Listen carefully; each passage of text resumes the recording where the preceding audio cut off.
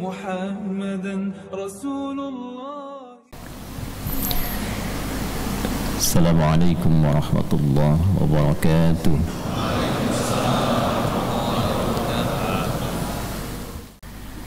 Hadirin rahimani wa rahimakumullah. Alhamdulillah, kita awali majlis ilmu kita di subuh ini. Bismillahirrahmanirrahim. Baik, saya bagi kepada 3 bagian. Satu, ini ada kronologis supaya diketahui dengan baik. Yang kedua, kita ada beberapa yang kita urai tentang pengertian musik, pengertian syair, surat Asy-Syu'ara, dengan pemusik dan sebagainya, nanti kita urai. Ya.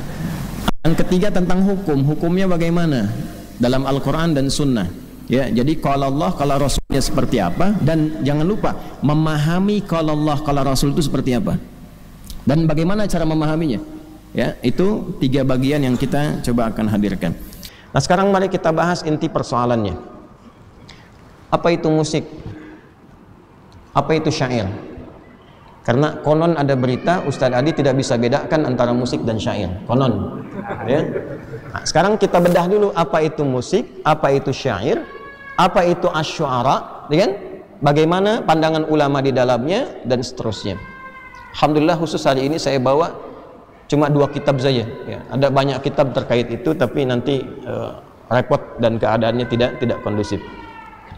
Baik, kita mulai. Pertama, saya akan izin berdiri untuk menguraikan supaya lebih mudah kita bisa pahami dengan baik. Bismillah. Alhamdulillah.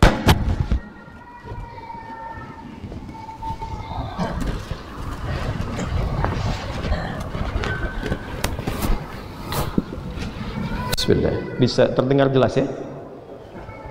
Ibu-ibu di belakang kedengaran nggak? Tidak, tapi bisa jawab. Tidak kedengaran tapi bisa jawab ya. Masya Allah. Yo, tapi ini kelihatan. Masya Allah. Belum saya tulis sudah kelihatan. Tidak kedengaran bisa jawab, belum ditulis sudah kelihatan. Bid'ah itu. Canda ya. Ini saya tulis musik di sini saja. Ini saya tulis syair. Nah, ya. Dipakai bahasa Indonesia dulu untuk memudahkan. Kemudian yang bahasa Arabnya sini musiqa ini. Yang ini pakai alif lam asy-syair. Kalau syair nanti orangnya. Coba lihat pelan-pelan sini ya, supaya bisa mudah dipahami. Nanti saya turunkan referensinya, teman-teman bisa akses ya. Nah, kalau bisa handphonenya turun aja, kan ini juga sudah ada di sini dan sudah direkam ya. Jangan bikin live di atas live. Ya, supaya fokus nanti. Lihat sini. Kata musik pertama itu bukan bahasa Arab. Saya ulangi, kata musik bukan bahasa Arab. Jelas? Kata musik itu dari bahasa Yunani asalnya. Yunani. Ya, dari kata musika. Ya. Kata musika ini dalam mitos Yunani diambil dari kata muse, artinya dewi seni. Jadi Zeus itu punya, dikisahkan dalam mitologi. Mitologi itu mitos, ya, bukan yang di online. Zeus online bukan ya. Zeus dalam mitologi Yunani itu punya 9 putri. 9 putri itu disebut dengan Muses namanya, jamak dari kata Muses. Ya. Perhatikan baik-baik. Nah, 9 putri ini terkait dengan seni dan musik, karena itu disebut dengan Muse. Misal ada yang namanya Cleo, kan? Itu dewi musik terkait dengan puisi. Nanti ada yang terkait dengan nyanyian, terkait dengan tarian dan sebagainya. Itu 9 ya. Kalau teman-teman mau akses, silahkan nanti cari referensinya tentang ini. Mungkin karena sekarang ini manusianya adalah manusia yang mengandalkan pada Google, ya, googling saja, ya, googling saja nanti arti musik misalnya, nanti keluar tuh Bahkan kalau Anda misalnya buka Wikipedia pun ada musik itu keluar tentang pernyataan ini. Singkatnya adalah musik ini bukan dari bahasa Arab.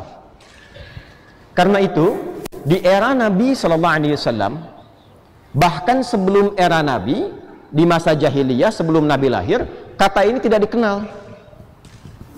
Sekali lagi, kata ini tidak dikenal karena ini bukan bahasa Arab asli. Kita tuh kenal kata musik baru kekinian aja di abad-abad ketika Yunani itu banyak diterjemahkan, baik filsafatnya dan seterusnya, terutama nanti ketika berdiri perpustakaan besar Baitul Hikam. Ya, Abu Ja'far Al-Mansur nanti ya diantaranya itu membuat satu gerakan banyak penerjemahan, maka dihimpun karya-karya Yunani. Dari situ kemudian muncul istilah-istilah datang dan mu'arabah atau musta'rabah, diarabkan, viral di Arab. Jadi ke era Nabi, ke era sebelum Nabi ini nggak dikenal. Baru kekinian kemudian didapatkan di abad-abad jauh setelah itu baru muncul kata ini. Jelas di sini? Nah, sekarang padanannya apa dalam bahasa Arab? Kalau ini tidak ada. Padanannya apa? Bagaimana tahu hukum musik kalau katanya aja nggak ada? Silahkan cari kata musik dengan kata musik kok begini di Al-Quran, satu kata aja, cari. Kalau Anda dapat, saya kasih hadiah haji setiap tahun. Karena tahu saya tidak akan ada. Silahkan cari sampai kiamat kurang 2 menit. Ya, kurang 2 menit lah, 2 hari kan udah banyak tuh. Ya. Tidak akan ditemukan karena memang tidak ada kata ini dalam bahasa Arab di era itu, tidak ada, tidak ditemukan. Cari dalam hadis, nggak akan ketemu. Tidak akan ditemukan. Lalu apa padanan yang terkait dengan makna ini? Sehingga nanti dibawa ke dalam konstruksi hukum. Hukum musik apa? Untuk menjawab itu kan mesti tahu apa yang dimaksud dengan musik, apa turunan definisinya, bagaimana kegiatannya, apa yang senafas dengan itu, kiasnya kemana, analoginya kemana, mana istilah yang serupa dengan ini, mesti dicari. Kalau tidak ada, nggak mungkin kita simpulkan hukum. Cara berpikirnya kan begitu, ya. Maka dicarilah kemudian oleh para ulama, ditemukanlah istilah yang senafas dengan ini, setidaknya punya 4 sampai 5 nama. Sejak zaman jahiliyah sebelum Nabi lahir sudah ada 5 nama ini, sampai kemudian di era Nabi mendapatkan komentar, pandangan baik langsung dari Nabi apapun terlebih dari Allah Subhanahu wa ta'ala dengan turunnya ayat-ayat dan surah khusus. 4 sampai 5 nama ini saya sebutkan satu-satu. Yang pertama al-hida atau kadang disebut huda gini. Bisa pakai dhammah, bisa pakai kasrah. Nanti saya sebutkan sejarahnya, saya sebutkan kitabnya, saya sebutkan turunannya. 2 al-ghina. Ghina. 3 ini puncaknya, asy-syi'r.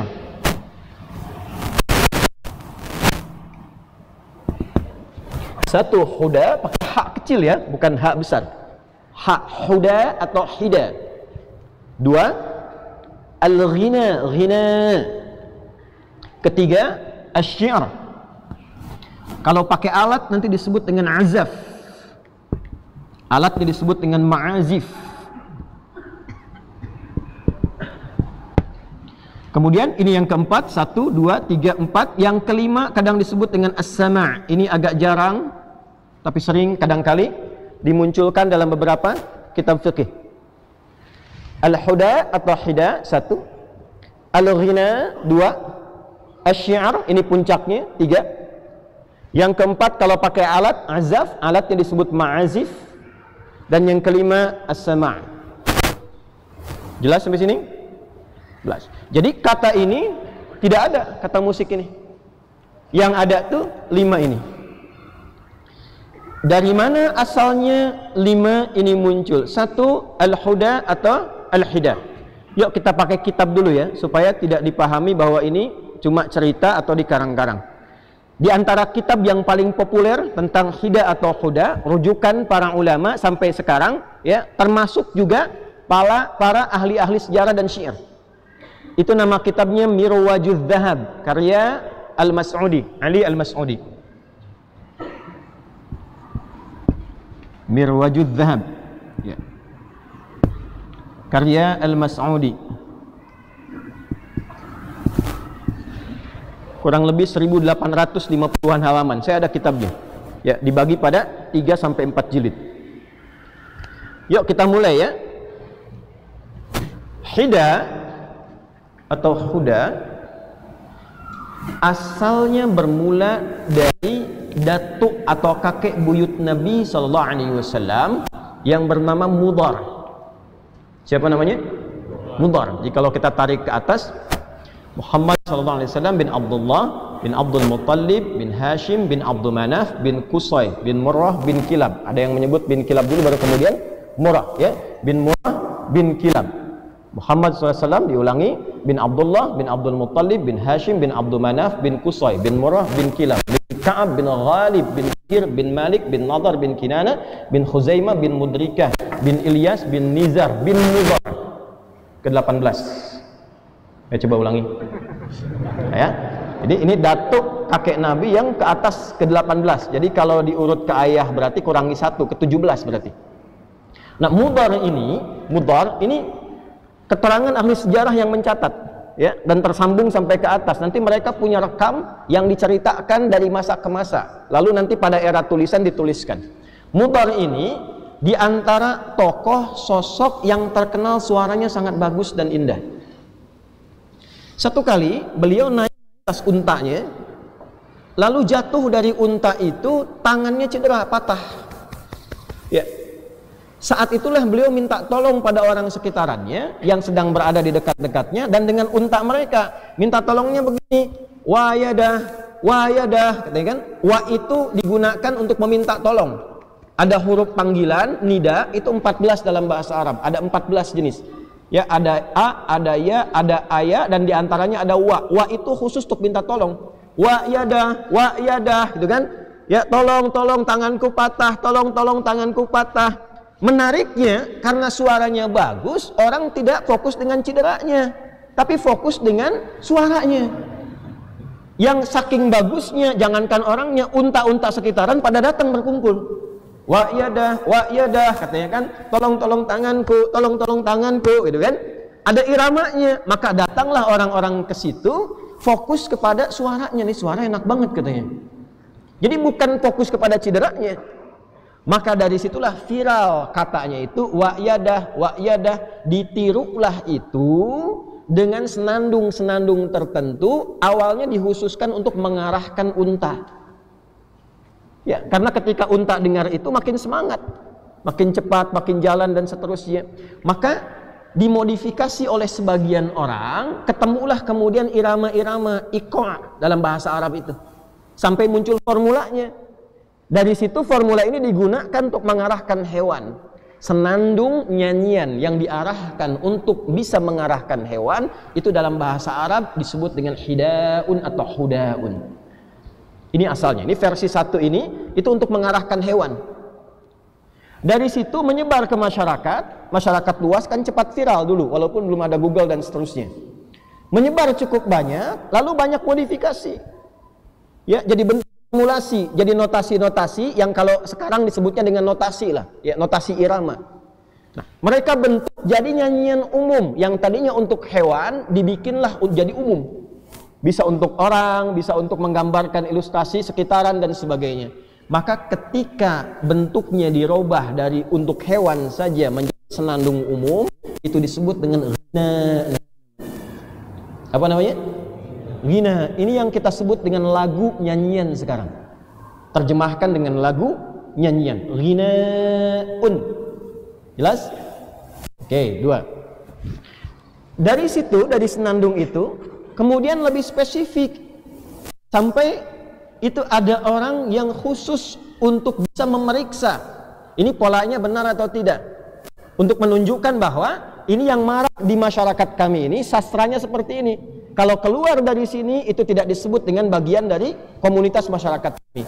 Maka Allah Az-Zibiyani, dia yang mengoreksi. Kalau pengen bikin lirik seperti ini, kalau pengen bikin ghina, formulanya begini. Formula itulah yang kelak kemudian dikenal dengan nama bahar. Bahar. Ya. Ba, ha, ra. Nih, bahrun. Bahr. Jamaknya bukhur. Pakai ha, ba, ha, waw, ra, bukhurun. Saya pelankan. Ada 16 jenis bahar pada waktu itu. Ada berapa? 16 formula, 16 jenis, ya. Sittata asyar bahran. Contoh. Satu, ada yang namanya bahar tawil. Formulanya.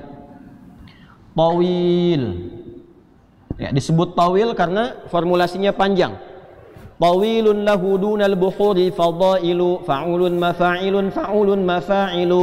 Formulasinya fa'ulun mafa'ilun fa'ulun mafa'ilu. Fa'ulun mafa'ilun fa'ulun mafa'ilu. Ini rumusnya. Jadi kalau ada orang ingin bikin nyanyian dengan menggunakan formula pada masa itu, lalu nanti menghadap untuk dikoreksi benar atau tidak, diantaranya pada An-Nabighah Adz-Dzyabiyani, pakai formula ini dicek nanti. Fa'ulun mafa'ilun fa'ulun mafa'ilu kifa nabki min dzikra habibin wa manzili wa bainad dakhuli fahawmali. Contohnya yang punyanya Imrul Qais misalnya. Kalau cocok, bagus, silahkan lanjutkan. Satu baitnya dibikin, 2 bait dibikin, 3 bait dibikin. Kalau formulasi ini menggambarkan tentang 1. Rasa, 2. Pikiran, 3. Informasi yang ada di sekitaran. Saya ingin mengungkapkan lagu dengan rasa yang saya sedang rasakan. Saya ingin menggambarkan ilustrasi situasi sekarang. Lihat Masjid Al-Azhar, langsung bikin lagu, langsung bikin lirik. Musik lagu yang ditampilkan untuk menggambarkan rasa, pikiran, dan ide, itu bahasa Arabnya disebut dengan syair. Ini. Jelas? Awas, hati-hati. Orangnya disebut syair. Syair.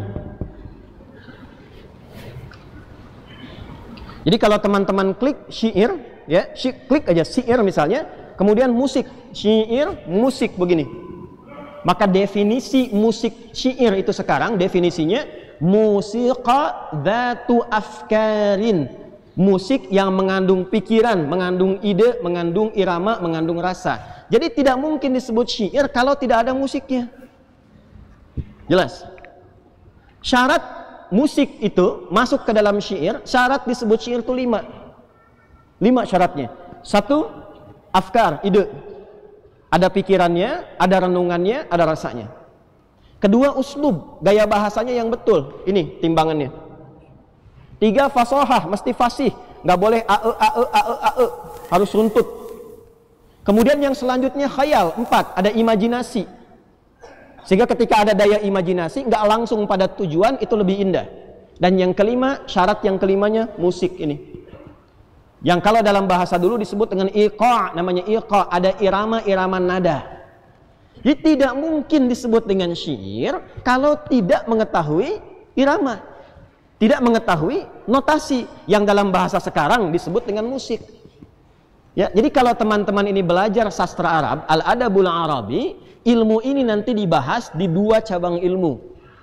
2 cabang ilmu ini, 1 untuk membahas notasinya disebut dengan ilmu arud namanya. Arud. Tuh. Ini ilmu keempat tertinggi dalam bahasa Arab. 1 nahwu, 2 saraf, 3 balaghah, ada 3 turunan, ma'ani, bayan, dan badi', dan yang keempat ilmu arud. Ilmu arud itu ilmu khusus untuk mengetahui dan membuat syair dengan notasi-notasi musiknya. Contoh, kita nggak pakai tawil, kita pakai rojaz. Yang tadi diambil dari wayadah, wayadah, wayadah, keluarlah rumus mustaf'ilun, mustaf'ilun, mustaf'ilun, mustaf'ilun, mustaf'ilun, mustaf'ilun. Keluar dari sini baru dibikin liriknya yang sesuai dengan irama ini. Sautus safiril bulbuli hayyaja qalbi thamili al-ma'u wa zahru ma'a zahri lahdul muqali fa anta ya sayyidali wa sayyidi fakam tayyumuni ghuzayyilun uqayqali qataftuhu min wajnatin min fi'li hadha ar-rajuli faqala la la la la faqad ghada muharwili wa walwalat wali ya wailani faqultu la tuwalwili fabayyinul lu'lu'ani qalat lahu hina kadha in hurwadhidzul muqali kahatan kaqaila li tattabi coba ulangi. Nah, itu contoh. Ya. Bisa pakai madid, mufa'alatun fa'ilatun. Contohnya apa aplikasinya? Tala'al badru alaina min thaniyatil wada'. Nah, itu ada iramanya, ada alunannya, ada notasinya. Notasinya tuh dari sini ilmunya arud. Jelas? Dari mana tahu itu? Karena ini jurusan kuliah saya. Itu saja. Kami ini spesialisasi, saya ini cinta Quran. Karena saya cinta Quran, saya ikuti jalur ulama. Nggak mungkin tahu dan bisa menafsirkan Quran kalau nggak kenal bahasa Arab. Imam Syafi'i ngajinya bahasa dulu. Imam-imam ulama tuh ngaji bahasa dulu. Maka jurusan kami itu bahasa dan sastra Arab. S1 kuliah saya membahas ini semua. Dan saya menulis buku di bidang arud ini. Namanya Minhatul Jalil fi Ta'rifi Arudil Khalul. Saya punya buku. Dan dalam bahasa Arab, bukan bahasa Indonesia. Minhatul Jalil fi Ta'rifi Arudil Khalil. Ini poinnya. Jelas? Oke, teruskan. Nanti dari sini, orang-orang yang ingin membuat syair itu mesti menguasai 5 hal tadi. Afkar, ide, renungan, pikiran. 2 uslub, gaya bahasa yang mengacu kepada ini. 3 fasahah, kefasihan. Yang keempat khayal, imajinasi. Yang kelima musik, iqah, irama, notasi. 5 ini dikumpulkan sejak sebelum zaman Nabi sudah ada dan sudah dilombakan. Ya, ada 4 jenis perlombaan di masa Nabi. Walaupun yang viral itu 3. 1, lomba mengumpulkan harta. Jadi mereka keluar berniaga, nanti di akhir pekan kumpul. Akhir pekannya tuh yang kita sebut Jumat sekarang. Namanya Yaumul Arubah. Kumpulnya di tempat hiburan, weekendnya ke tempat hiburan. Apa yang dilakukan di sana? Foya-foya, kemudian bertanding. Yang ditandingkan itu 1 bertanding harta. Ya. Jadi kalau sekarang ada yang weekend ke tempat hiburan, kemudian update status harta, kumpul-kumpul siapa yang terkaya, itu jahiliyah sudah duluan. Ya. Nanti yang paling banyak hartanya itu disebut tajir. Pedagang. Sudah ada, sekarang juga ada kan? Ya, bahasa kerennya crazy rich kan ya? Ya, ada yang crazy rich, ada yang crazy tanpa risk gitu ya. Nah, itu tajir itu asalnya pedagang, karena dagang kaya. Makanya kalau mau kaya, orang jahiliyah itu dagang, bukan nipu. Bukan korupsi, sejahiliyah-jahiliyahnya jahiliyah, ya, tidak korupsi, dagang. Gitu ya, dagang. Nah, yang paling kaya disebut nih nanti tajir, jamaknya tujar. Yang kedua dukun. Dukun sudah banyak. Ya. Nanti pasangannya ketemunya dengan penyihir. Dukun, kahin, penyihir, sahir. Itu lomba bikin mantra. Siapa yang mantranya paling manjur, itu nanti akan diangkat sebagai ketua dukun. Jadi paguyuban dukun sudah ada zaman jahiliyah. Dan ketuanya banyak, betul. Makanya Nabi ketika nanti beliau diutus dan oleh Allah diwahyukan Al-Quran, dituduh ini kreasi dukun, maka dibantah oleh Quran, wa ma huwa biqauli kahin. Bukan, ini bukan produk sihir. Jelas? Yang ketiga, syair. Syair, ahli syair, ahli musik tingkat tinggi. Kenapa disebut tingkat tinggi? Karena yang ini buat hewan saja. Ini masih umum, yang ini istimewa. Nggak semua orang, nggak sembarangan bisa menguasai ini. Jadi kalau sudah levelnya syair, itu musisi khusus. Dan itu dilombakan.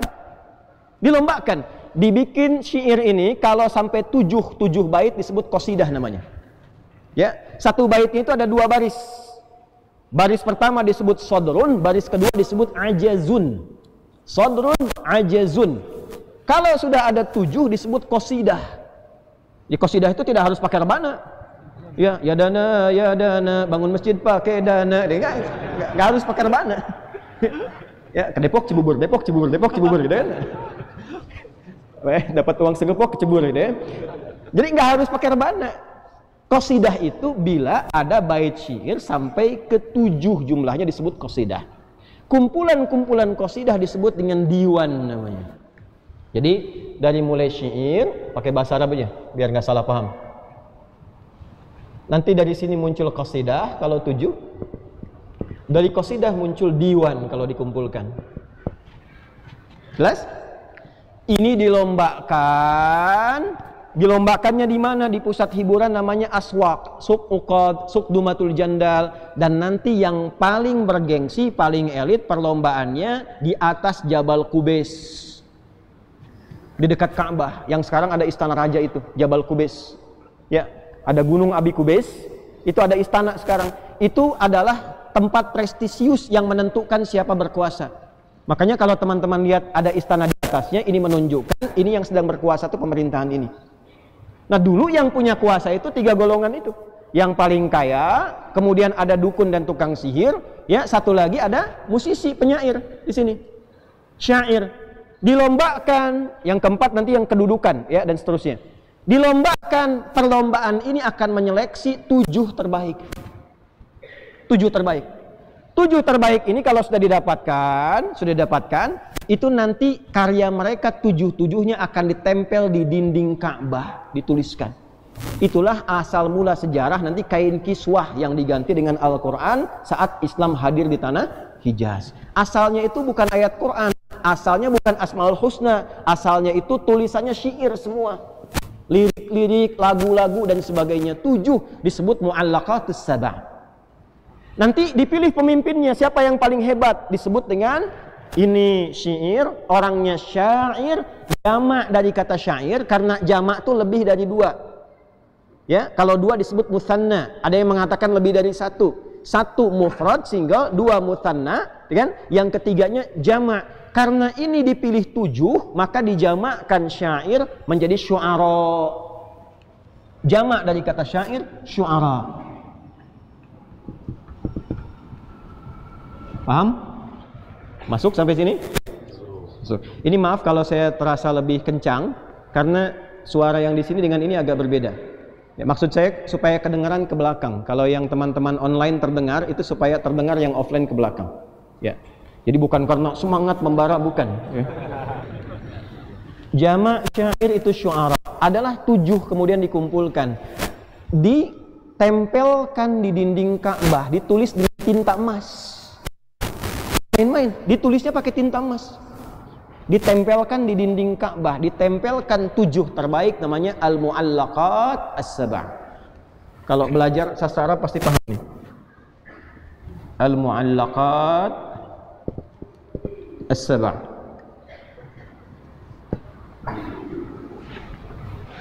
Pemimpinnya yang paling viral namanya Imra'il Qais. Imra'il Qais.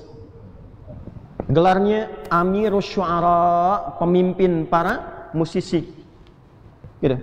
Jelas? Amirus Syu'ara. Kejadian ini berlangsung 150 tahun sebelum Nabi lahir. Jadi sudah viral dari 150 tahun sebelum Nabi lahir dan berlangsung sampai ke era Nabi sallallahu alaihi wasallam. Paham sampai sini? Jadi ini saya terangkan dulu pengertiannya huda, hida, ghina, kemudian syair. Orangnya disebut apa? Syair. Jamaknya apa? Nah, kalau sudah paham sampai sini, Anda mengerti syair dalam bahasa Indonesia beda dengan syair dalam bahasa Arab. Jadi kalau Anda membaca syair dipahami bahasa Indonesia, ketemunya apa? Ya kata-kata yang ada iramanya, sajak. Ya pasti beda dengan musik. Karena pengertian syair dalam bahasa Arab bukan dalam pengertian bahasa Indonesia. Tidak disebut syair, bukan disebut penyair kalau tidak menguasai musik. Ya, kalau sudah syair itu sudah musisi, sudah tahu lagu, tahu notasi, tahu lirik, itu baru disebut syair. Jadi bukan dalam pengertian bahasa Indonesia. Mungkin antum bacanya syair itu dalam yang terbayang di pengertian di kepalanya bahasa Indonesia. Ya, jadi disitulah disimpulkan beda syair dengan musik. Ya kalau bahasa Indonesia emang beda, pasti beda. Ya, musik dalam bahasa Indonesia, sekali lagi dengan syair dalam bahasa Indonesia itu kalau kemudian dipertemukan tidak akan ketemu karena tidak sama. Ya, yang syair ini hanya kata-kata, Anda bikin sajak, bikin puisi, disebut syair, ada penyair. W.S. Rendra misalnya, ya, Pak Taufik Ismail misalnya, itu penyair. Dalam bahasa Indonesia itu belum tentu jadi musisi. Tapi dalam bahasa Arab disebut syair itu sudah pasti musisi. Sudah pasti itu. Nah, artinya bukan saya yang tidak paham. Mungkin yang sana ya menjawabnya begini, yang di sana melihatnya berbeda, gitu aja. Itu aja. Ya, kan tidak boleh kita menjelekkan orang. Ya, menyudutkan orang, menjatuhkan orang itu tidak boleh. Kita itu umat Nabi yang dilatih berprasangka baik. Karena di sana melihatnya dalam persepsi bahasa Indonesia, maka tidak ketemu. Jadi kalau ada yang mengatakan dari dulu orang Arab sampai sekarang misalnya, ya kata syair itu jelas maknanya, ya jelas tidak ada kaitan dengan musik, ini menandakan mungkin cara pandangnya berbeda, informasinya belum masuk. Belum masuk, nanti saya buka di akhir. Ya, saya buka pelan-pelan di akhir. Tapi di sini, maaf Bapak Ibu sekalian, saya juga belajar bahasa Indonesia. Dan saya punya koleksi KBBI, Kamus Besar Bahasa Indonesia di rumah. Ya. Kita belajar sinekdok, pas prototo, totem proparte sampai ke sini, pengertiannya ada. Apa yang disebut dengan syair itu nggak akan sama. Jadi kalau ada yang menyebutkan ini nggak bisa bedakan antara syair dengan musik, ya lalu berkomentar A, B, C dan seterusnya, ini menunjukkan boleh jadi syair yang dia pahami syair dalam bahasa Indonesia. Jelas? Bukan dalam pengertian bahasa Arab. Ya, saya nanti ungkap belakangan saja supaya tidak mengganggu jalannya ta'lim kita. Kalau ini sudah pakai alat, liriknya, notasinya, iramanya diiringi dengan alat, itu berubah menjadi azaf namanya. Ini ilmu nih. Alatnya disebut ma'azif. Ma'azif dari tunggalnya mi'zafah, jamaknya ma'azif. Kenapa dijamakan ma'azif? Karena ada 3 jenis alat yang digunakan mengiringi lirik, mengiringi lagu dan notasi. Apa 3 ini? 1, yang menggunakan tiupan, nai, seperti seruling, nai. Ya. Bapak nai, bapak seruling. Ya. Ada yang menggunakan petikan, 2, dipetik. Itu ud namanya. Bukan ud yang minyak wangi. Yang petikan. Pernah lihat yang petikan klasik dari Arab yang senarnya cuma 3 atau 2 itu? Nah, itulah ud. Ya. Kemudian dikembangkan menjadi autar atau diserap ke dalam bahasa kita gitar, dari bahasa Inggris gitar. Ya, jelas? Ini yang petikan. Lalu selanjutnya ada yang ditabuh, dipukul. Nah, ini yang viral, yang banyak digunakan. Ya, kalau yang ini biasanya tidak banyak, ya, didapatkan dari wilayah-wilayah Persia dan seterusnya. Kalau di lingkup Arab yang masa jahiliyah sampai ke era Nabi, yang paling banyak itu ini yang ketiga. Walaupun ini ada, ini dikomentari, yang ketiga itu lebih banyak. Yang dipukul, ditabuh. Namanya duf atau dufuf. Ya, jamaknya dufuf. Nah, dufuf inilah yang disebut rebana. Dufuf ini yang disebut rebana. Jadi rebana itu bukan qasidah. Kalau qasidah itu lagunya, liriknya, iramanya, notasinya itu qasidah. Gabungan dari 7 bait. Ya, 7 bait syair. Kalau alatnya disebut dengan dufuf. Kalau kendang, sekarang kan ada rampak kendang macam-macam dan sebagainya, itu zaman dulu sudah ada, namanya tobel. Toblun. Po, ba, lam. Nah, paham? Jadi alat-alat ini disebut apa namanya? Ma'azif. Jelas? Kalau orang bernyanyi, berlagu, berdendang, menggunakan alat-alat ini, walaupun yang dilagukan itu lirik-lirik syair, dia tidak disebut syair, disebutnya azif. Nih, jelas apa disebutnya? Azif. Kalau diperdengarkan, orang mendengar konser lah kalau istilah sekarang, dikonserkan, diperdengarkan, diundang, kemudian dibayar dan sebagainya, maka ketika diperdengarkan itu disebut dengan sama namanya. Nih. Sama. Jelas? Nih, 1 2 3 4 5. Ini asalnya. Paham sampai sini? Nah, inilah yang kelak kemudian hari, Bapak Ibu sekalian, dalam definisi orang sekarang nggak kenal ghina itu apa. Taunya ghani, kaya. Pagoni, orang kaya. Tapi tagoni, nyanyian. Benar kan? Tuh, orang nggak kenal dengan khida. Orang nggak kenal dengan azaf, nggak kenal. Taunya apa? Musik. Nah, kadang-kadang bahasa Arab diserap ke dalam bahasa Indonesia itu tidak harus selalu sama maknanya. Ya, bisa jadi bisa berubah, bisa berbeda. Ya, misal kita ambil beberapa banyak bahasa yang ditarik ke dalam bahasa Indonesia. Bahkan ke bahasa daerah. Bahkan ke dalam bahasa daerah. Majlis apa namanya? Hah? Majlis itu forum. Ya. Coba Majlis Umum MPR diartikan sidang tuh. Sidang majlis. Majlis itu asalnya tempat duduk, gitu. Dari kata jalasa, tempatnya majlis, tempat untuk duduk. Ya, tidak harus tempat untuk bersidang. Majlis Jumat yang mulia, gitu kan? Ya, majlis itu dalam bahasa Indonesia tidak sama dengan bahasa Arab. Kalau majlis Jumat, forum Jumatan, padahal asal kata majlis itu tempat duduk. Syair ini itu produk musik dengan 5 syarat tadi. Ketika ditarik ke dalam bahasa Indonesia, maknanya berubah untuk membedakan dengan istilah yang sudah ada di tempat itu supaya tidak sama. Maka berubahlah syair menjadi istilah-istilah yang berbeda dari asalnya dalam bahasa Arab. Paham sampai sini? Di mana ditemukan itu? Nih saya bawa kitabnya, ini tebal sekali nih. Namanya Al-Musiqa wal Ghina fi Mizanil Islam. Musik, dan lagu dalam timbangan Islam. Ini pengarangnya, kalau teman-teman lihat, Abdullah bin Mustad Al-Hajiz. Ini 500, kurang lebih 500 halaman, segini tebalnya. Dijelaskan asal usul ini. Semua diuraikan dari awal sampai akhirnya. Jadi ini bukan karangan pribadi, semua ini ada kitabnya. Dan ini merubah lagi kepada kitab-kitab lain, dikumpulkan jadi setebal ini. Ya. Nah, kita belum ketemu nih sampai ke hukum. Setelah paham ini, 5 urutan ini, maka pola ini menyebar di masyarakat Hijaz pada masa itu. Kalau masuk Hijaz itu sudah masuk masyarakat Mekahnya terutama. Sudah?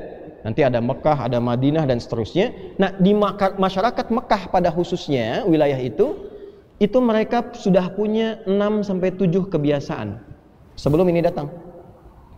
Ya, sudah punya 6 sampai 7 kebiasaan. Dan kebiasaan ini kebiasaan buruk. Makanya dikenal dengan jahlun, orangnya jahilun, digabungkan jahiliyah. 1, mabuk. Ya. 1 apa? Mabuk. Paling prematur di zaman itu mabuknya 5 kali sehari. Pemula itu, Pak. Pemula 5 kali sehari. Ya. Mabuk lagi, nah itu mabuk lagi terus, mabuk lagi sampai 5 kali. Itu pemula. Ya. 2, pezina. Ya, jadi ada orang yang bahkan kalau sehari nggak zina pusing. Zina itu, ya, hatam zina. Lebih dahsyat. Jadi kalau ada tetangga suami kumpul, ya, kongko duduk ngobrol. Saya nggak enak sama istri saya juga bosan. Malam tukeran yuk, ayo katanya. Itu malam bisa tukeran. Dan itu ada babnya, bahkan di fikih ada. Itu yang nanti dikecam, itu yang turun ayat-ayat tentang larangan zina. 2. Yang ketiga, nah ini problem. Suka nuduh, suka menjatuhkan, suka menyerang. Haja namanya. Haja. Nah, ini sumber peperangan nanti. Yang keempat, melahirkan keberanian untuk berperang. Hamasah. Yang kelima, menjadi profesi untuk meratapi orang ketika meninggal. Jadi ada profesi ahli ratap. Jadi kalau misalnya ada yang meninggal, diundang nih yang profesi ini untuk meratapi aja, itu dibayar, Pak. Makanya nanti ada larangan dari Nabi jangan meratapi orang meninggal, karena itu ada kebiasaan jahiliyah. Jadi bayar orang untuk nangis aja, gitu ya. Nggak tahu sekarang ada apa enggak deh itu. Buat nangisin aja, nangis, dan gitu pulang dapat uang ketawa lagi. Yang keenam, nah ini biasanya di lingkungan pejabat zaman jahiliyah ya, jangan dipotong nih. Itu dibayar untuk muji-muji. Ya, untuk muji aja, muji ya, ABS asal bapak senang gitu. Jadi ketika muji dapat uang, itu madah namanya. Madah. Nah, saya turunkan ke 6 ini, saya tuliskan. Bismillah. Ini saya hapus bagian sini ya. Ini materi penting sekali nih, saking pentingnya susah dihapus nih. Sini aja ke bawah. Tolong kamera yang ini difokuskan supaya kelihatan ke atas. Satu, yang mabuk-mabuk namanya khamar, buat mabuknya. Kedua, untuk yang zina, selingkuh, menggoda dan sebagainya disebut ghazal. Yang ketiga, untuk menuduh, menyudutkan, ya, dan semacamnya itu disebut haja. Kemudian yang selanjutnya, untuk dibawa ke suasana semangat berperang dan seterusnya disebut hamasah. Yang selanjutnya untuk meratap-ratap disebut ratha atau ritha. Bisa dengan dua harakat, rathaun atau rithaun. Yang terakhir disebut dengan madah. Muji-muji. Belum ada nuansa agamanya, belum ada nuansa edukasinya, belum ada. Itu semua di sini semua. Nah, ketika syair itu masuk, lagunya masuk, sudah ada notasi viral di masyarakat itu, menyatulah dengan 6 karakter ini. Maka gunakanlah syair itu untuk melengkapi kegiatan-kegiatan ini. Dari mulai lagu yang tidak pakai alat musik sampai dengan lagu menggunakan alat musik. Jadi supaya lebih masuk dan jadi kalangan elit. Kapan disebut elit orang jahiliyah? Kalau mabuk. Kalau mabuknya ada lagunya, mabuknya ada syairnya, kadang disertai alat musik. Nah, syair-syair yang dilekatkan pada aktivitas mabuk disebut khamriyat namanya. Apa namanya? Khamriyat. Misal saya bacakan yang paling viral. Kalau Anda belajar nanti di jurusan sastra Arab, nanti pas masuk bab syair, pendalaman syair, itu ada syair yang sangat populer tentang khamr ini. Syairnya Farazdak. Hayyam bina ila khamrin muskirina, fawailul lil musallina wa laysa lil muskirina. Gitu kan? Mari kita mabuk-mabuk, karena yang celaka itu orang yang sholat. Karena Tuhannya berfirman, celaka untuk orang sholat, wailul lil musallin, bukan celaka untuk orang mabuk. Itu saking jeleknya tuh. Ada. Itu khamriyat. Ya, mereka mabuk itu pakai lagu, ada yang diiringi dengan alat musik ma'azif. Dua, ini yang kedua itu untuk merayu perempuan, untuk selingkuh, untuk zina, itu pakai ghazal. Jadi kalau cuman merayu biasa itu nggak keren. Kapan menjadi keren? Ketika bikin lagu, bikin syair dan seterusnya. Begitu dibikinkan, itu langsung perempuan tertarik, bisa zina seketika. Itu ghazaliyat namanya. Ini bukan, jauh sekali. Ya, hati-hati, jangan salah berpikir. Ya, ini ghazaliyat. 3 haja itu sengaja untuk nyerang. Ya, untuk persiapan, merendahkan, menyudutkan, menghantam. Itu jadi istimewa dan terasa hancur martabat kalau diserangnya pakai syair. Ya, itu bisa menembus dalam komentar Nabi nanti, menyerang menggunakan haja ini itu bisa menembus lebih cepat dibandingkan anak panah yang melesat. Itu komentar Nabi dan itu ditemukan dalam kitab-kitab tafsir. Ya, nanti saya berikan referensinya. Kemudian ini hamasah. Hamasah ini biasa disertai dengan genderang. Ya, dengan satu yang dipukul, ditabuh itu, ya. Itu biasanya persiapan kalau mau perang. Teman-teman pernah lihat nggak kalau film kolosal itu ada yang ditabuh itu, genderang besar, bung bung bung bung bung. Di Arab itu bukan cuman dulu dengan genderangnya, tapi ada lagunya, ada liriknya, ada syairnya, ada qasidahnya. Ya. Dan nanti kedepannya menjadi mars. Mars itu kalau tentara-tentara itu mau menyerang itu, masa-masa Turki Utsmani itu kan ada Janisari itu. Coba lihat himnonya deh. Kalau sudah kedengaran itu keadaannya, musuh itu jadi gentar. Itu asalnya hamasah. Sudah ada. Kemudian yang kelima itu ratha, untuk meratapi yang tadi saya sampaikan. Ya, itu pakai lagu. Profesi peratap itu akan lebih keren dan harganya jadi mahal, bayarannya tinggi kalau dia punya lirik, punya lagu dan dia masuk di bidang itu. Itu lebih tinggi dan dibayar. Yang terakhir madah, untuk muji-muji. Nah, itulah masuk ke lingkup masyarakat jahiliyah, sehingga ketika dipakai oleh mereka kata-katanya tidak bermanfaat dan kadang mereka bahkan kumpul. Ini poinnya, ketika Nabi diutus berdakwah menjadi Rasul, bahkan sebagian profesi mereka itu digunakan untuk menghantam Al-Quran dan menghantam Nabi. Contoh, siapa aja tokohnya? Ini saya bacakan referensinya. Coba di kitabnya yang paling gampang, Tafsirul Munir. karya Syekh Profesor Wahbah Az-Zuhaili, itu yang paling baru sekarang ya. Saya bisa sebut yang lain seperti At-Tabari juga ada. At-Tabari juga ada. At-Tabari itu yang paling klasik, tafsir kalangan salaf. Yang paling awal-awal itu tafsir Ibnu Jarir At-Tabari 16 jilid. Ya, itu tafsir kedua setelah Tanwirul Mikbasnya Ibnu Abbas. Kalau Ibnu Abbas itu tafsirnya singkat-singkat, jelaskan kata. Nanti metode ini ditiru oleh yang tafsirnya Jalalain. Kalau At-Tabari setelah itu agak panjang, menyampaikannya Quran, hadis, riwayat. Itu 16 jilid. Metodenya di copy paste oleh Imam Ibnu Katsir dalam tafsirnya Al-Qur'anul Azim. 16 dijadikan 2-3 jilid. Lalu kemudian ulama kontemporer menghimpun itu semua, digabungkan jadi informasi. Contohnya yang tafsir Al-Munir tadi, juz 9 halaman 272. Ya, saya sampaikan karena saya sudah baca. Contoh tokohnya siapa saja? Satu, An-Nadhr bin Al-Harith yang hidup di zaman Nabi terus sampai nanti mencela dan sebagainya. Ya. Satu, An-Nadhr bin Al-Harith. Dua, Hubairah bin Abi Wahab. Tiga, ibu mungkin belum banyak tahu ini, Bu. Tahu nggak?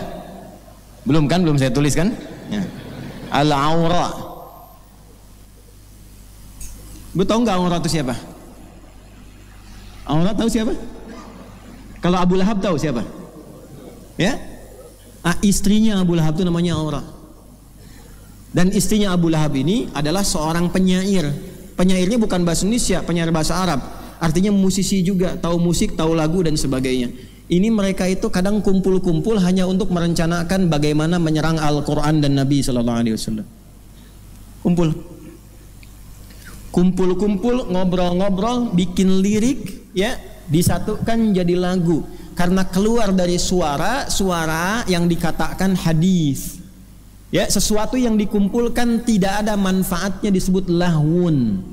Jamaknya, ya, jamak dari kata lahwun, kalau ke alat itu disebut malahi. Kalau ada alat-alat ma'azif itu dipakai untuk kemaksiatan seperti tadi, maka itu disebutnya malahi. Kalau ada lirik, lagu, notasi disampaikan untuk memalingkan dari Al-Quran dan ketaatan pada Nabi, itu disebut lahwal hadis. Ya, maka turunlah Quran surah ke-31 Luqman ayat yang ke-6. Ketika mereka kumpul-kumpul ingin menyerang Nabi, maka disitulah turun kemudian jawaban dari Allah langsung. Wa minan nasi may yashtari lahwal hadits liyudilla an sabilillah. Itu asalnya. Ada di antara orang itu sengaja menukar akhiratnya, bahkan sengaja dia mengadakan konser untuk supaya dapat sesuatu, dan yang lebih tinggi dari itu adalah supaya orang tidak fokus dengan dakwahnya Muhammad SAW, supaya orang tidak kenal Allah. Jadi menampilkan musik, lagu khusus untuk mencela Nabi. Bahkan ini Awra ini, ya, laknatullahi alaiha, karena hammalatul habab gelarnya di Quran. Ini Awra ini menyebut Nabi itu tidak dengan nama Muhammad. Waliyadzubillah, disebutnya mudzammam. Nggak mau nyebut Muhammad. Nggak mungkin orang itu mencela itu dengan bahasa yang baik, nggak mungkin. Muhammad itu kan yang bagus, yang taat, yang soleh, itu Muhammad. Kan nggak mungkin mau menghina si soleh, kan nggak mungkin. Si baik kan nggak mungkin. Maka dirubah menjadi mudzammam. Itu yang bikin siapa? Awra. Dan dia bikin lagu tentang itu. Nah, di kitab-kitab tafsir yang ketika menjelaskan tentang ini itu ada. Jelas sampai sini? Nah, maka apa yang mereka lakukan? Mereka nyerang Nabi, mereka nyerang ya Quran. Maka turunlah ayat-ayat untuk mencela mereka. Bahkan sebagian nuduh itu Quran itu produk syair juga karena ada iramanya. Nanti kita terangkan di akhir, ya, kita terangkan di akhir saat bahas hukum. Maka apa yang mereka katakan? Itu syair juga. Turun ayat, wa ma 'allamnahu syi'ra wa ma yambaghilah. Tiap malam Jumat kita baca Yasin.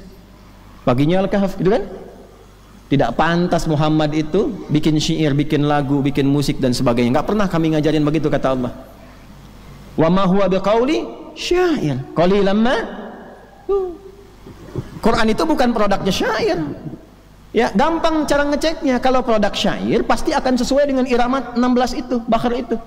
Kalau di luar 16 sudah pasti bukan syair. Ya, syair itu 16 itu, ada iramanya, notasinya dan seterusnya 16 itu. Kalau bukan itu sudah pasti bukan syair, dibalikan lagi oleh Allah. Kan kamu yang bikin dengan alif, dengan lam, dengan mim, alif lam mim. Tuh kan? Kamu yang bikin syair dengan itu. Coba cek sama enggak? Enggak ada yang sama. Dzalikal kitabul la raiba fi, tidak ada keraguan. Quran itu bukan musik, bukan syair, firman Allah, jauh dari apa yang kamu bayangkan, jauh dari apa yang kamu tuduhkan. Makanya bukan syak tapi raib. Raib itu ragu sambil nuduh. Ya. Kayaknya Ustadz Adi tidak menguasai bidangnya deh. Emang itu Ustadz itu memang cuma pandai retorika. Nah itu meragukan sambil nuduh. Itu raib namanya. Jelas? Nah, ini contoh ya, contoh saja, nggak ada kaitan dengan apa-apa. Nah ini 16 ini dipakai, ini turun ayat merespon. Respon tertingginya apa? Ketika banyak mereka menyerang dengan karya, dengan lagu, musisinya pada nyerang, turunlah Asy-Syu'ara itu, surah ke-26, khususnya dari ayat 224. Wasy-syu'ara'u yattabi'uhumul ghawun alam tara annahum fi kulli wadi yahimun wa annahum yaquluna ma la yaf'alun. Turun dari ayat 224 itu. Ya, wasyu'ara. Problemnya di mushaf itu diterjemahkan dan para penyair itu problemnya. Lalu orang ngaji dari terjemah, nggak belajar ilmunya. Yang repot lagi baca terjemah berfatwa, itu problem. Nih buat ngetes nih begini. Apa artinya Iqra? Bacalah. Wahyu pertama turun kan Iqra bismi rabbikal ladzi khalaq. Coba buka Quran surah 96 ayat 1, lihat terjemahan, bacalah. Sekarang buka Quran surah 29 Al-Ankabut ayat 45. Utslu ma uhya ilaika minal kitab. Iqra dengan utslu katanya beda nggak? Beda, terjemahannya sama. Yang satu bacalah, yang satu lagi pun bacalah. Silahkan cek. Kalau katanya beda, kenapa kok bisa terjemahannya sama? Dibaca terjemahan, kalau ngajinya pakai terjemah nggak akan ketemu. Iqra, utslu itu beda. Kalau iqra dari qiraah, qara'a yaqra'u qira'atan iqra, asal katanya membaca tanpa menuntut memahami, yang penting baca. Mau paham mau tidak silahkan. Ini Budi, ini bapak Budi, ini ibu Budi, ini tetangga Budi, itu temannya Budi. Ya, yang penting bisa baca. Perkara Anda kenal Budi atau tidak, siapa tetangganya, itu urusan lain. Itu iqra namanya. Kalau sudah tilawah, utslu itu artinya baca dan pahami yang dibaca itu. Amalkan setelah paham itu. Ketika awal ayat turun wahyunya pakai iqra, kenapa bukan utslu? Karena Nabi itu jangankan bisa paham, baca aja nggak bisa. Maka kata para ulama, li ta'kidi ummiyati Muhammad sallallahu alaihi wasallam, untuk menguatkan sifat umminya Nabi Muhammad yang jangankan paham, baca pun tak bisa. Kalau ayatnya utslu, salah ayatnya. Ya Allah nggak mungkin salah, maka turunnya iqra. Setelah banyak bacaannya diikuti, dipahamkan, diajarin sholat, maka turunnya utslu, pakai tilawah. Diajarin Nabi jangan cuman baca tapi pahami yang dibaca. Ini maksudnya, kenapa begini, diajarkan ke sahabat. Makanya Abu Bakar ketika takbir baca Allahu Akbar, saking pahamnya itu sampai bergetar, haru, nangis, baru takbir karena pakai tilawah. Nah umumnya sekarang baru pakai qiraah, takbir nangis juga karena tahu imamnya Ustadz Zaki panjang nih bacaannya. Nah ngajinya kayak begitu. Contoh lain, Al-Baqarah pembuka, Alif Lam Mim. Lanjut, dzalikal kitabul la hudalil. Buka mushaf. Dzalikal kitab itu diterjemahannya kitab ini. Kitab ini, Pak. Yang belajar nahwu aja, yang paling standar tahu dzalika terjemahannya apa? Itu. Kalau ini hadza, kok bisa kitab ini? Apa salah terjemahan? Tidak, ngajinya pakai balaghah. Itu belum lengkap asalnya, karena memang terjemah itu bukan tafsir. Terjemah itu mengambil keumuman makna supaya minimal tahulah gambaran umumnya begini. Dzalika itu kalau di balaghah singkatan dari dzanya hadza, li-nya lamul bu'di, kafnya kaful khitab. Paham? Tidak. Dza hadza artinya ini, li lamul bu'di jauh, ka kaful khitab kamu. Saat Quran diturunkan, mereka menuduh Nabi, ini produknya Muhammad, ini karyanya Muhammad, ini produk budaya, ini produk syair. Jawaban dari Allah turun, dzalikal kitab, kitab ini li jauh ka dari apa yang kamu bayangkan. Bukan seperti yang kamu pikirkan, bukan seperti yang kamu tuduhkan. Kalau tidak punya hujah, nggak punya ilmu, jangan nuduh, kata Allah. Makanya pakai raib, bukan pakai syak. Syak itu ragu saja, nggak ada tuduhnya, 50-50. Kalau sudah nuduh dan ragu, pakai raib. La raiba fi, sudah nggak punya hujah, nuduh, itu raib. Orang sekarang tidak tahu raib. Taunya apa? Syak saja, maka ditambah sangka, nuduh sambil nyangka. Maka syak plus nyangka jadi syak wasangka. Tuh, pernah dengar itu? Nah, itulah ngaji. Itulah ngaji. Jadi kalau kita lihat Asy-Syu'ara diterjemahkan, di terjemahan penyair, yang terbayang ilmunya ilmu bahasa Indonesia. Terjemahannya aja penyair, tapi orang yang belajar itu ngerti. Oh, penyair itu orang yang tahu syair. Syair itu ada lagunya, notasinya dan seterusnya. Nah, itu gambarannya. Maka tidak salah kalau diterjemahkan musisi dalam bahasa kekinian supaya orang paham. Tidak pernah para ulama sampai sekarang menyebutkan itu surat musik. Yang memang nggak akan pernah, Joni. Ya. Karena ulama dulu tuh sudah paham, ya syu'ara, penyair, ya pemusik. Untuk apa lagi dijelaskan? Karena mereka paham. Yang belum paham tuh kita. Makanya saya pahamkan. Begitu, Cepi. Cepi itu cepat pikirkan, bukan orang. Cepat pikirkan. Nah, kita ngajinya pakai ilmu. Ya, jadi kalau sudah paham mengerti seperti itu, jelas paham. Ya, mengapa ini muncul seperti ini syair begini dan sebagainya? Ya tadi melihatnya persepsi berbeda. Karena ternyata yang motong video saya itu bukan dari pelajaran, yang belajarnya itu dari latar belakang agama. Itu alumni teknik industri. Ini saya punya skripsinya. Alumni UII masuk di UII. Ya, kemudian 27 Februari 2007 itu sidang skripsi. Ini jurusan teknik industri masih ada nih, tugas akhirnya di saya. Tulis catatannya. Lalu pulang ke daerahnya, saya nggak usah sebut, jadi PNS. Itu di PNS, ayahnya kan juga suka ngajar, suka berkhutbah, ikut-ikut khutbah dan sebagainya. Lalu umrah 2010 pulang, dapat tugas belajar ke Saudi. Ya, di King Saud University. Nah, di King Saud ini bukan jurusan agama, engineering juga.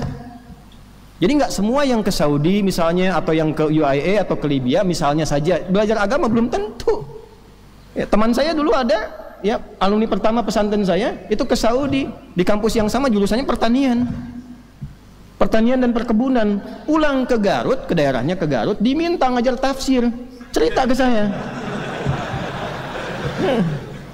Maka saya jelaskannya tafsir kurma Ustadz, katanya. Tapi ngambil kitab ya kan, karena masyarakat nggak bisa taunya bahasa Arab, jelaskan tafsir kurma kan dekat ke Nabi gitu. Ya diambil kitabnya pakai bahasa Arab, penjelasannya teknik berkebun. Jadi masalah gitu. Ya kan, ini problemnya. Kalau menghafal Quran sampai hafal, alhamdulillah. Kita pun murid-murid banyak, ini murid saya ini bersanad semua. Maaf Bapak Ibu sekalian, murid kami yang khusus yang belajar itu belajar hadis pun pakai sanad. Nggak bisa begini, innamal a'malu binniyat, nggak bisa. Dari siapa terima, kitab mana, dari siapa sampai ke Nabi. Itu belajarnya. Nah, sekarang kita menyampaikan ini, kemudian di soal yang nyoal kita alumni teknik industri, kan nggak nyambung. Nah, ini kan problem. Tapi kan jadi ustadz. Nah, itulah hasilnya gitu. Ini masalah. Saya tuh membahas bukan karena ini siapa. Kasihan masyarakat tuh, terutama yang hijrah, pengen belajar, ketemunya yang begini. Kan jadi masalah gitu. Bagi saya nggak ngaruh. Saya tuh tidak terlalu, maaf ya, tidak terlalu berkepentingan. Anda mau datang mau tidak nggak ada masalah. Ada orang nggak ada masalah. Ada satu orang yang ngaji cuma anak saya, alhamdulillah nggak ada masalah. Ya, antum kalaupun mau ngaji dengan siapapun silakan. Kan saya sering rekomendasikan ngaji dengan si fulan, di Al-Azhar ada siapa aja, ikuti. Jangan lihat siapa, ambil kalau baiknya ada, ambil, mendekatkan pada Allah, pada Rasul, ambil. Kalau tidak sepakat jangan mencela. Ini pun jangan dicela. Nggak boleh begitu. Dan saya tidak tersinggung kok, nggak apa-apa. Ya, kan hisabnya di hadapan Allah nanti saat kembali. Ada yang menyebut Adi Hidayat dicoret mukanya Yahudi. Wah, ini Ruwaibidah dan sebagainya. Enggak apa-apa. Nanti saat kembali pada Allah masing-masing dibuktikan. Ya, biasa saja. Justru kita itu kalau dicela itu berarti sesuai fitrah. Fitrahnya kan begitu, pasti dicela kan? Allah dicela, malaikat dicela, Rasul dicela, ulama dicela. Adi Hidayat itu siapa gitu? Masa nggak mau dicela? Ya kan? Paham nggak sampai situ? Nah, jadi tapi kita tidak boleh mencela. Antum pun jangan mencela. Nggak boleh. Ya, jangan menjatuhkan orang, nggak boleh. Ustadz itu jangan dicela. Mungkin ada kelebihannya, ada baiknya, ada segmennya yang bisa belajar dekat dengan Allah di situ. Itu yang terbaik itu begitu. Paham sampai sini? Saya pernah mengatakan kalau Anda belajar dengan saya dan ilmunya hanya digunakan mencela orang lain, saya tidak mengakui Anda sebagai murid. Betapapun orang itu mencela saya, biarkan saja. Nanti saat kembali pada Allah ada hisabnya masing-masing. Ya, saya bukan pengagum hukum positif dalam arti begini, jangan dipotong lagi nih. Pasti. Dalam arti sedikit-sedikit perkarakan, tidak, bukan. Kecuali kalau udah masalah Quran, masalah Allah, masalah Rasul, baru saya turun. Kalau cuma Adi Hidayat ngapain? Itu kan kalau hukum positif kena semua tuh. Ya kan? Pencemaran nama baik, fitnah apa, kena semua. Pasalnya pun lengkap itu, bisa 6 tahun penjaranya. Ya, tapi kan untuk apa? Masa muslim satu dengan muslim yang lain bersaudara kok menjatuhkan orang? Kan tidak boleh begitu, tidak boleh. Ya. Paham sampai sini? Nah, dari sini ketika turun ayat tadi wasyu'ara ayat 224 khususnya, ya sampai ke ayat 225-nya, sebelum masuk 226 khususnya 227 khususnya, itu datanglah para musisi, bahasa sekarang nih. Bahasa sekarang. Kalau terjemah bahasa Indonesia para penyair, kalau bahasa Arab aslinya para syu'ara yang memang mereka itu sudah masuk Islam. Bahkan mereka banyak hijrah ke Habasyah, ada di sekitaran Nabi, sering membela Nabi. Kalau Nabi dituduh, direndahkan, dicela, turun Hasan bin Thabit, bikin syair membela. Kalau dihantam Nabi, turun Abdullah bin Rawahah, balik membela. Turun Ka'ab bin Malik, balik membela. Mereka datang ke Nabi, ya Rasulullah, Anda kan tahu Allah Maha mengetahui profesi kami ini apa. Kami kan sama dengan mereka profesinya. Sedangkan Quran turun ayat celaan, wasyu'ara'u yattabi'uhumul ghawun, banyak penyimpangan dari para musisi itu. Alam tara annahum fi kulli wadi yahimun. Kenapa enggak kamu perhatikan kadang pekerjaan mereka sia-sia. Datang cari inspirasi dulu ya, turun ke lembah macam-macam, lupa dengan keluarga, lupa dengan adab, lupa macam-macam. Yang penting dapat lirik, dapat inspirasi. Tuh. Apalagi kalau pakai alat. Kalau musisi sudah pakai alat, pakai macam-macam yang tadi itu, dibawanya ke khamriyat. Udah pasti tuh, kalau sudah pasti mabuk, pasti zina. Dulu begitu jahiliyah. Saya tidak bahas yang sekarang ya. Bahas yang dulu. Kalau musisi dulu sudah bahas pakai lagu, pakai alat, pakai macam-macam ma'azif, dan kumpul-kumpul, itu sudah pasti. Minum-minum itu pasti. Zina itu pasti. Makanya disebut malahi. Turunlah hadis Nabi. Ya, akan ada orang yang menghalalkan sutra. Pernah dengar itu? Ya, kemudian ma'azif, ujungnya ma'azif. Apa itu ma'azif? Alat-alat musik yang melalaikan, yang malahi. Makanya tafsirnya ayat al-malahi gitu. Ditafsirkan ke situ. Itu gabungan satu konteks, satu gabungan. Ya, harir itu kan diharamkan, laki-laki nggak boleh pakai sutra, gitu kan? Kemudian ma'azif, kok bisa digabungkan ke situ? Zina kan jelas haram, itu dosa besar. Zina itu dosa besar. Kok bisa Nabi menyampaikan akan ada yang menghalalkan zinanya halal? Ya kan? Kemudian apalagi pakai sutranya halal. Kemudian ma'azif, alat-alat musik nyanyian digabungkan, itu wawunya tafrik atau ma'iyah? Tanya dulu tuh. Kalau tafrik bedakan satu-satu, ketika dibedakan hukumnya beda. Kok bisa dosa yang ini disamakan dengan zina? Zina itu kan kabair. Sedangkan musik, ulama yang mengharamkan pun itu haramnya haram shaghair. Kok bisa digabungkan? Maka ulama menyimpulkan disatukan nih, maksudnya nyatu. Apa maksudnya nyatu itu? Kalau orang sudah datang ke satu tempat yang di situ ada alat-alatnya sambil berkumpul perempuan dan sebagainya, pakai pakaiannya bagus, mabuk-mabuk, kumpullah tiga itu. Ya kalau sekarang maaf ke diskotik tuh, yang nyanyi-nyanyi lagu-lagu dan sebagainya, kumpul semua kan? Pakaiannya kan nggak mungkin pakai pakaian baju koko begini. Ya pakaiannya pasti aneh-aneh. Datang ke situ pakaian perlente, gitu kan? Lalu lenga macam-macam lah gitu ya. Musik kan ada kan, udah itu kan zina. Benar nggak hadisnya? Benar, dan marak sekarang itu maksudnya. Saya belum bicara sanad loh. Ini di Al-Bukhari, betul. Antum ngaji sampai tamat nggak sanadnya? Itu mu'allaq atau musannad? Begitu cara ngajinya. Ternyata mu'allaq. Mu'allaq itu ada rawi yang terputus, nggak nyambung. Ibnu Hajar menyambungkan itu, mencari 15 rawi, tetap tidak ketemu satu. Nah saya sampai situ ngajinya. Di kitab mana ditemukan nih kitab ini nih? Fiqhul ghina wal musik fi dhawil Quran was sunnah. Fikih lagu dan musik dalam timbangan Quran dan sunnah, lengkap di sini disampaikan. Cuma mau baca nggak? 222 halaman lebih. Sampai dalilnya. Nah, maka ketika situasi ini ada, Nabi mengatakan haram, ini haram.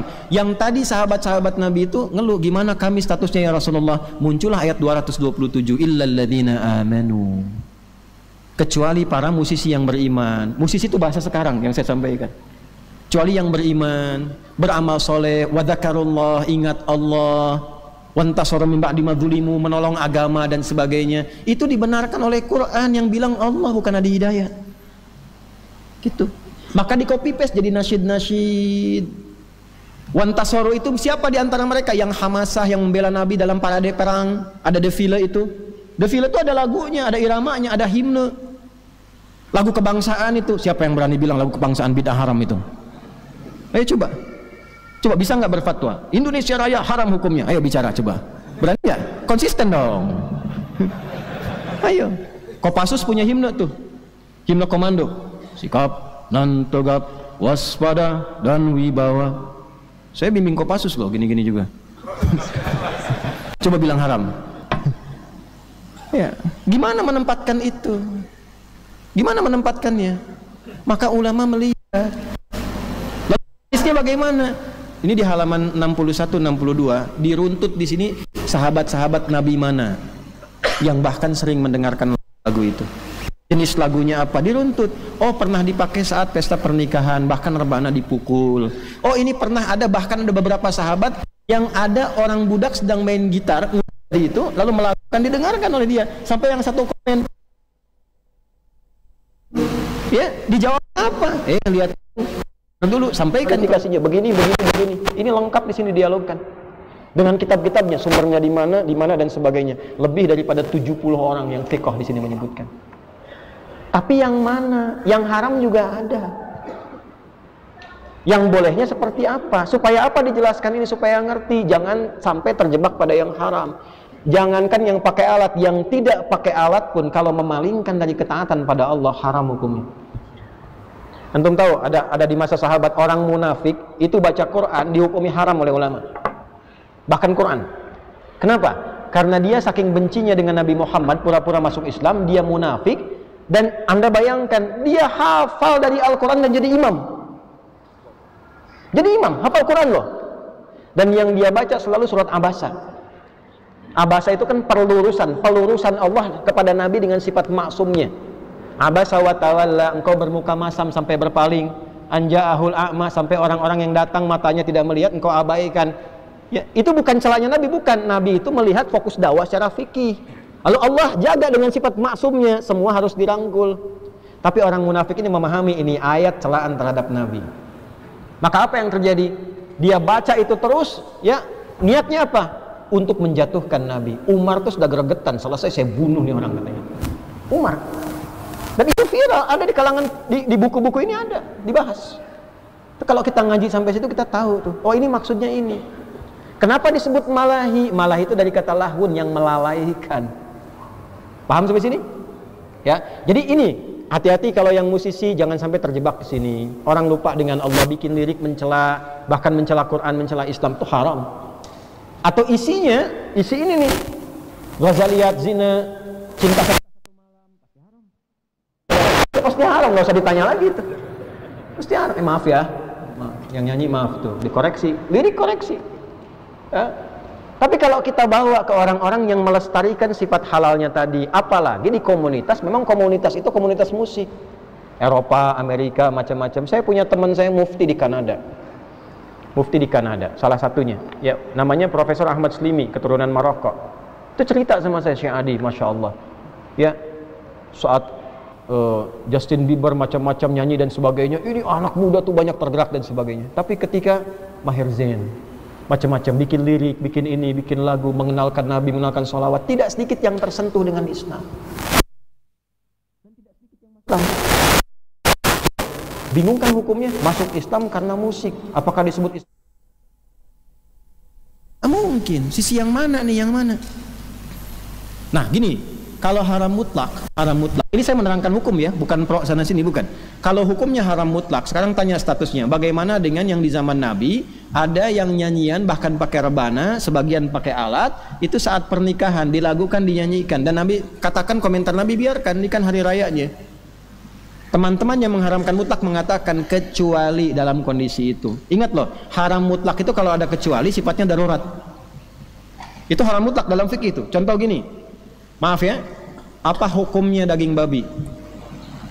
Haram dikonsumsi, haram, kecuali tuh. Dalam apa? Dalam terdesak, situasi nggak ada makanan dan sebagainya, yang cuma ada daging babi. Untuk mempertahankan hidup karena darurat, boleh dimakan, bukan untuk menikmati. Makan enak juga ya, nggak boleh, nggak boleh. Ya, dosa hukumnya. Makan untuk menjaga ketahanan hidup sambil nyari makanan yang halal. Begitu dapat yang halal, tinggalkan yang haram. Itulah darurat. Nah sekarang dihukumi haram mutlak, gak boleh semuanya kecuali dalam pernikahan, berarti darurat. Sejak kapan ada hukum nikah darurat? Maaf, darurat nih, sedang apa? Nikah. Berarti antum nikahnya harus sementara tuh. Pulang dari sini pisah semua tuh. Nah itulah konsekuensi hukum. Nah ngajinya mesti sampai ke situ. Kalau nggak sampai situ nanti berat kita. Tapi kalaupun antum ingin mempertahankan diri, bisa menjaga supaya dekat dengan Allah, kalau bukan musisi, bukan pemusik, sudah konsisten, mendingan baca Quran. Itu aja kesimpulannya. Makanya kalau saya sikapnya, saya menjauhi itu, karena saya di Quran apalagi, nggak nyambung. Ya, tapi bukan berarti kita hukumi begitu, karena ada teman-teman kita juga yang di dunianya itu. Maka kita terangkan, kamu jangan masuk ke sini, nanti jatuhnya haram. Kalau masih ingin di situ, ada di situ, ini batasannya yang diperkenankan. Dalilnya apa? Ini. Kitabnya apa? Ini. Dulu siapa sanadnya? Ke sini. Silahkan baca. Tapi kalau kamu tidak di situ, ya nggak harus masuk ke situ. Enakan baca Quran. Ya, hafalkan Quran. Silahkan lihat, tanya murid-murid saya menghafal Quran. Pasti doktrin pertama saya, jauhi musik. Kalau sedang baca Quran, menghafal Quran dan sebagainya, supaya tidak terganggu gelombangnya. Fokus. Ya, kalau sudah tahu, sudah paham, sudah itu, ya silahkan. Teman-teman misalnya mau arahkan nazamnya ke pendidikan, jangan salah loh. Yang dulu syair ini sifatnya khamriyat sampai 6 ini, itu yang tadinya malahi melalaikan oleh ulama, diambil notasinya, diganti arudnya menjadi arud taklimi untuk pendidikan. Contoh, notasi yang sama mustaf'ilun, dulu dipakai mabok, sekarang dipakai belajar alfiyah, kaidah bahasa Arab. Itu rumusnya sama. Ya. Qala Muhammadun huwa ibnu Maliki Ahmadu Rabbillah khaira maliki musalliyan ala nabiyil mustafa wa alihil mustakmilin syarafa wa asta'inu Allah fi alfiyah maqasidun nahwi biha mahwiyah tuqarribul aqsa bilafdin mujazi wa tabsutul badha bi wa'din munjazi wa taqtadi ridan bi ghairi suqti fa'iqatan alfiyah tabni muti wa huwa bisabqin idun tafdila mustaujibun thana'iyal jamila wallahu yaqdi bihi batin wa firali walahu fi darajatin akhirah kalamuna lafdhun mufidun kastaqim wasmun wa fi'lun thumma harfudil kalim. Haram nggak? Ayo bilang haram. Itu kan lagu. Pesantren-pesantren kita kalau lararan itu saking nggak ada kendang pakai galon. Pakai galon. Untuk apa? Menyesuaikan irama ini supaya hafal alfiyahnya. Ada alfiyah di ilmu hadis, ada. Bahkan alfiyah di qiraat sabah itu ada. Lagunya pakai apa? Pakai tawil sifatnya. Matan jazariyah itu matan, itu nazam. Asalnya ada rumusan ini. Ayo yang ngaji-ngaji tajwid itu pakai nazam, pakai matan itu. Dari sini. Terus hasil dari situ ngaji Qurannya haram. Kan nggak mungkin. Nah kita sampai situ. Nah, saya dari S1 masuk ke S2. S2-nya saya perdalam peralihan transisinya ke Alfiyah. Makanya tesis kami itu Manhaj Ibnu Aqil fi Syarah Alfiyah bin Malik. Tentang Alfiyah saya tulis itu S2 saya. S3-nya praktek di Quran. Apa judulnya? Al-Ilalun Nahwiyah fi Tafsiri At-Tahrir wa Tanwir inda Muhammad Tahir bin Ashur. 30 jilid, Pak. Kami kaji Al-Quran itu 30 jilid. Betul-betul 30 jilid. Mengeluarkan gramatikalnya, kaitannya, analisis ayatnya, kata-katanya dan sebagainya. Itu yang kami lakukan. Ya nggak apa-apa, lalu antus ada pandangan berbeda, bukan begitu, nggak apa-apa, kita hormati. Cuman yang memberikan pandangan alumni teknik industri kan jadi nggak nyambung gitu. Paham sampai sini? Nah itu gambarannya. Jadi sampai di sini Anda paham sikap saya terhadap musik itu seperti itu. Tapi kalau hukum kita jelaskan supaya mengerti. Dari situlah kemudian menyebar Islam meluas sampai ke Persia dan sebagainya. Notasinya berganti. Dari arud dikeluarkan notasi. Ya ad-durul mufassalah. Durul mufassalah itu mutiara yang tersambung. Lalu kalau kata-katanya dikeluarkan jadi huruf da, dal, ro, mim, fa, sod, lam, sin, dal, dikeluarkan jadi melodi do, re, mi, fa, sol, la, si, do. Itu asalnya. Dibawa ke daerah ke Sunda itu ada daminati lada, ada pupuh, ada mas kumambang, ada macam-macam. Budak petik bisa ngapung, babakung ngapung na peting, nah dan sebagainya itu ya kan ada kan itu ya. Ya, itu bapak doblang wawalaran dan seterusnya itu kan ada itu di situ itu pupuh namanya daminati lada natina midalatina ada tuh. Saya tuh riset Pak untuk menghukum itu, saya riset di sini apa sampai nanti kemudian dipakainya di apa. Ketika orang Islamnya jauh dari Quran, ini masalahnya ngajinya turun, kesunahnya turun, sehingga lemah, kalah. Kemudian orang-orang Islamnya dibawa peradaban ke barat, oleh barat dikembalikan lagi ke sini. Ini yang jadi problem sekarang. Dulu dipakai ngaji, sekarang dibalikin lagi. Ketika jadi notasi, dibentuk notasi yang dikembangkan lagi. C D F G A B C G A B C D F is G D F is G A B cis D A B cis D F is gis A F is gis A B cis dis E B cis dis F is gis ais B is gis ais B cis dis ais bis cis is ais bis gis ais bis cis. Muncul kunci A mayor, A minor, kunci F, kunci G, kunci linggis, kunci tang dan sebagainya, saya nggak paham itu. Ya, peng, bam bam bam bam, itu asalnya ke situ, balik lagi ke sini. Digabungkan alat itu ketemunya di mana? Konser, organ tunggal macam-macam, biduannya joget-joget nggak karuan, ya jelas haram. Jadi jangan antum potong seakan-akan Ustadz ini mengatakan ada surat musik dan terkesan menghalalkan musik dengan itu. Itu dipertanggungjawabkan di akhirat tuh. Dipertanggungjawabkan. Ya itu jelas haram. Paham ya? Nah, Quran bukan musik. Quran bukan musik. Kalau ada yang mengatakan Quran itu salah fatal. Karena itu jangan Quran dibawa dengan lagu-lagu dan irama musik. Kalau sudah ini notasi musik jangan dibawa ke situ. Makanya saya Aiman Suwed itu koreksi betul tuh waktu ada salah satu peserta itu menggunakan banyak lagu. Oleh beliau koreksi, Quran diturunkan bukan untuk didengar nyanyian. Quran diturunkan supaya dihayati maknanya, dipedomani, diamalkan dalam hidup. Karena itu irama Quran gak bisa disebut irama musik, karena irama musik itu sudah ada formulasinya. Irama Quran itu nggak ada dengan musik. Irama Quran itu lahir secara alamiah ketika kita belajar tajwid. Dikeluarkanlah di 15 tempat di tubuh kita tempat keluarnya suara. Dari 29 huruf keluar di 15 tempat nih disebut makhraj, jamannya makharij. Makharijul huruf dengan semua gayanya. Dari sini dari bawah A dengan H keluar tanpa sekat. A bukan E. Disalah kalau ngaji. A'udzubillahi minasyaitonirrajim. Itu salah. A bukan E. A. Ya, jadi kalaupun bagus tapi salah panas telinga kita itu. Ya. Ha nggak ada sekat. Masuk ke sini halak itu dibagi lagi nanti adna, yang sini ada pertengahan, ada yang ujung aqsal halak, yang di tengah-tengah ada ha dengan a. Ha huda. Ha di sini huda. Huda petunjuk, huda nyanyian buat unta. Ya, hudal lil muttaqin pakai ha bukan hu. Hudal lil muttaqin petunjuk untuk orang takwa. Hudal lil muttaqin orang takwa naik unta dinyanyiin. Salah. A bukan a. Arad alamin. A di sini alamin semesta alam. Alamin orang-orang sakit. Fatal. Alhamdulillahi rabbil alamin. Segala pujian hanya milik Allah penguasa semua alam. Alhamdulillahi rabbil di luar Quran alamin. Segala puji bagi Allah Tuhannya orang-orang sakit. Salah. Fatal. Bukan a bukan a. Ngalamin. Nah, enggak ada. maaf.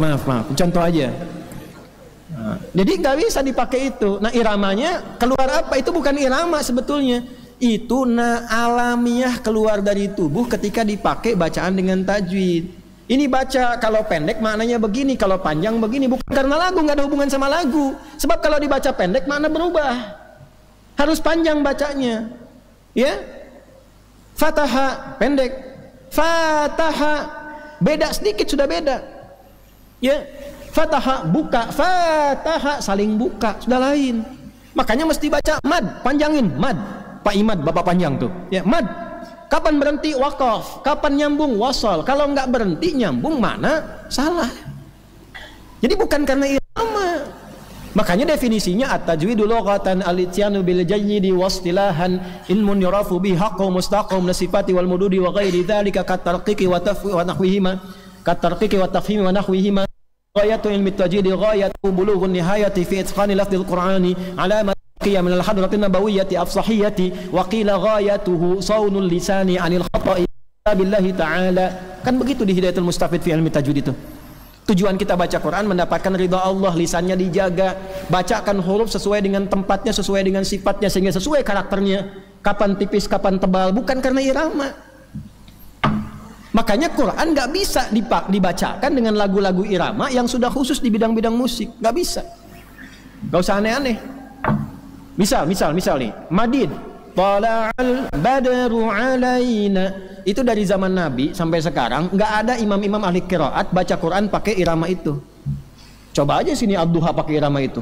Wad-duha wal-laili idza saja, bubar jemaah. Apa saya silakan. Ntar kalau udah ada yang nyeleneh begitu yang lain ngikut. Ya, para alisan sana ngikut tuh. Irama Al-Fatihah pakai irama Manuk Dadali. Iyyaka na'budu wa iyyaka nasta'in, bubar. Dan hilang. Sama aja hilang. Ya, makanya nggak usah aneh-aneh, nggak usah langgam Jawa, langgam Sunda, nggak usah aneh-aneh. Quran tuh baca dengan tajwid selesai. Jangan ikutkan Quran ke lagu, ikutkan ke tajwid. Lagu bagus, tajwid salah. Itu kami tuh nestapa dengarnya itu. Capek kita.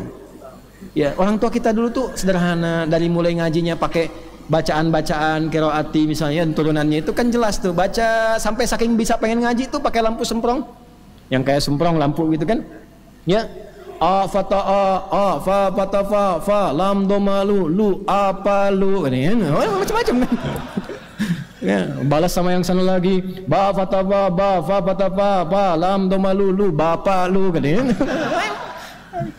Lagi tuh ngajinya tuh nggak aneh-aneh, lagu ini lagu itu, biar ngaji aja pakai tajwid, kerasa tuh enak ke hatinya itu. Ya, jelas sampai sini. Nah, itu yang saya maksudkan. Setelah ini terserah. Ya, saya tidak menyukai perdebatan, kegaduhan macam-macam. Karena gini, kalau orang sudah gaduh, dijelaskan pun tidak akan terima. Sudah bid'ah aja katanya. Jadi ada seorang psikolog tuh, William James namanya, mengatakan begini, kalau orang datang menerangkan yang baru dan dalam, dan orang belum terbiasa, dia akan menolak.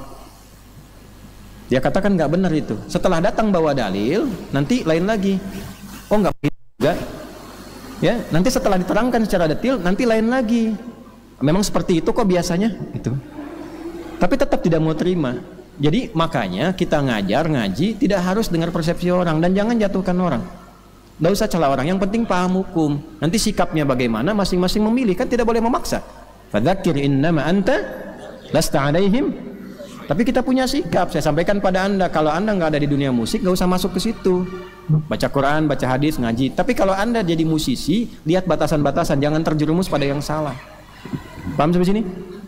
Nah, alhamdulillah. Jadi itu yang teman-teman bisa kami bahas. Istighfar, salawat pada Nabi perbanyak. Ya astaghfirullahaladzim alladzi la ilaha illa huwal hayyul qayyum wa natubu ilaih. Allahumma taqabbal minna innaka antas samiul alim wa tub alaina innaka antat tawwabur rahim. Allahumma ya tawwab fir lana la tada' lana fi maqamina hadha dhanban illa ghafartah wa la hamman illa farajtah wa la daynan illa qadaitah wa la 'asiran illa yassartah wa la hajatan min hawaijid dunya wal akhirati fiha lak ridan wa fiha lana as-salah illa